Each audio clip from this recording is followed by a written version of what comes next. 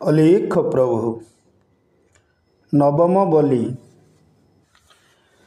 ବେଦରୁ ନିର୍ବେଦ ହିଂସାବାଦ ଛନ୍ଦ ତୁମ୍ଭର ରଚନା ସବୁ। ସତ୍ୟ ଧର୍ମ ପଦ ଯୁଗ ଯୁଗାନ୍ତରେ ତେଣୁ ନାମ ମହାପ୍ରଭୁ। ତେଣୁ ନାମ ମହାପ୍ରଭୁ ଲେଖ ହେ ତେଣୁ ନାମ ମହାପ୍ରଭୁ। ସତ୍ୟ ଧର୍ମ ପଦ ଯୁଗ ଯୁଗାନ୍ତରେ ତେଣୁ ନାମ ମହାପ୍ରଭୁ। ନିଶବ୍ଦରୁ ଆସି ଶବଦରେ ପଶି କ୍ରମିଲାସ ଚରାଚର। ଦର୍ଶନ ମାତ୍ରକେ ଦୁରିତ ଖଣ୍ଡନ ତେଣୁ ନାମ ଦାମୋଦର। ଘୋର ବ୍ରହ୍ମ ନିଶି ଆଦି ରବି ଶଶି ଦେଖନ୍ତେ ଯାଉଛି ବହି। କାଳକୂଟ ରାଶି ଅନ୍ଧକାର ଦିଶି ନାମ ତ କଳା କହ୍ନାଇ। ଜ୍ଞାନ ଖଡ୍ଗ ଘେନି ଶ୍ରୀହସ୍ତେ ଛେଦନି ଭକ୍ତ ଦୁଃଖ ହର ହର। ପ୍ରକୃତି ଜଳ ପଙ୍କେ ପୃଥ୍ୱୀ ରଞ୍ଚନା ତେଣୁ ନାମ ମାୟାଧର। ନାମକୁ କାମ କଳ୍ପନା ନୁହେଁ ସରେ ବହିଗଲା କୋଟି ମନୁ। ଅବନୀର ଭାର ହୃଦ ପଦ୍ମେ ହାର ନାମ ବିଶ୍ୱମ୍ବର ତେଣୁ। କରିଛି ଭିଆଣ ବ୍ରହ୍ମ ଘରୁ ଜ୍ଞାନ ଜୀବ ପରେ ଦୟା ଧାରେ।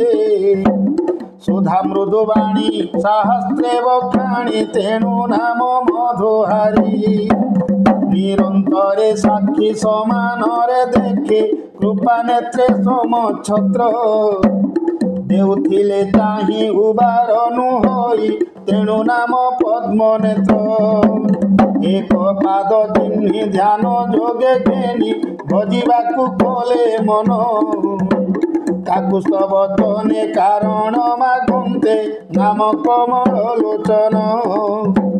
କଳା ଧଳା ଜଳ ମଧ୍ୟରେ କରି ଠୁଳ ପ୍ରକୃତିରୁ ରୂପ ବେନି।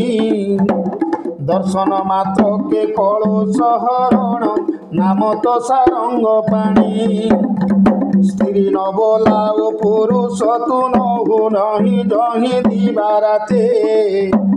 ଦର୍ଶନକୁ ଘେନି ପ୍ରସନ୍ନ ହୁଅନ୍ତେ ତେଣୁ ନାମ ଦାଶରଥୀ। ନାମ ବାଡ଼ି ବୃତ୍ତି ହୃଦୟରେ ଚିନ୍ତି ନୟନରୁ ବହେ ପାଣି। ନିରନ୍ତରେ ଆଶା ଭରସା କରନ୍ତେ ତେଣୁ ନାମ ନୀଳମଣି।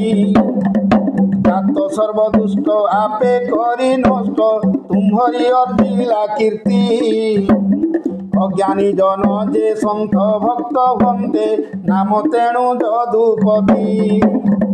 ଦାନୀ ହୃଦେ ପଶି ଧର୍ମ ଅହର୍ନିଶି ଅତିଥିଙ୍କ ମୋକ୍ଷ କାମ। ଦୁଃଖୀ ଜନ ସୁଖୀ କରାଇ ପାଳନ୍ତେ ଦାରିଦ୍ର ଭଞ୍ଜନ ନାମ। ଦ୍ୱାଦଶ ବନ୍ଧ କୀର୍ତ୍ତନରେ ଆରମ୍ଭେ ନିତାଇ ଚୈତନ୍ୟ ନାମ। ତେଣୁ ତାତ ମାତ ନାମ ଦେଲେ ସତ୍ୟ କେଶବ ଜଗଜୀବନ।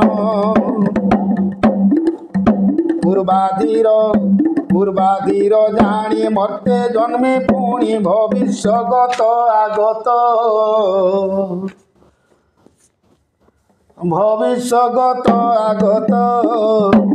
ନାନା ବିଷୟରେ ଭ୍ରମଣୀ ବେହାରେ ତେଣୁ ନାମ ବିଶ୍ୱନାଥ। ଦୈତ୍ୟନାଶନ ବା ନାହିଁ ଭଦ୍ରସେନା ଆହରି ଲବନି ଭାର। ଗରୁଡ଼ ଆସନ ହେ ଦୁଃଖ ନାଶନ ତେଣୁ ନାମ ଗଦାଧର।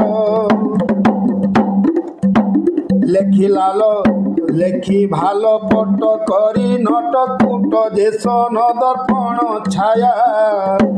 ପଞ୍ଚଭୂତ ମଧ୍ୟରେ ପ୍ରକୃତି ଭରିଣ କରାଉଛ କେତେ ମାୟା। ଦୁର୍ଲଭ ସଂସାର ମନୁଷ୍ୟ ଶରୀର ଦେହ ବହିନାର ଖାର। ଖଣ୍ଡ ଦେଇ ତୁଣ୍ଡେ ଭଣ୍ଡୁ ଅଛ ବା ହେ ଅନାଦି ଯୋଗେଶ୍ୱର।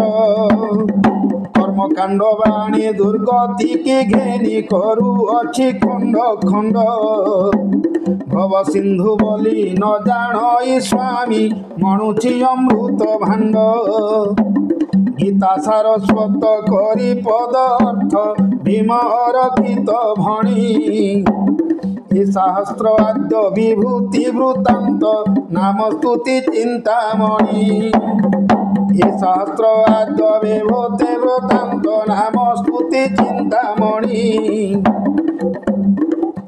নাম স্তুতি চিন্তামণি মহাপ্রভু নাম স্তুতি চিন্তামণি।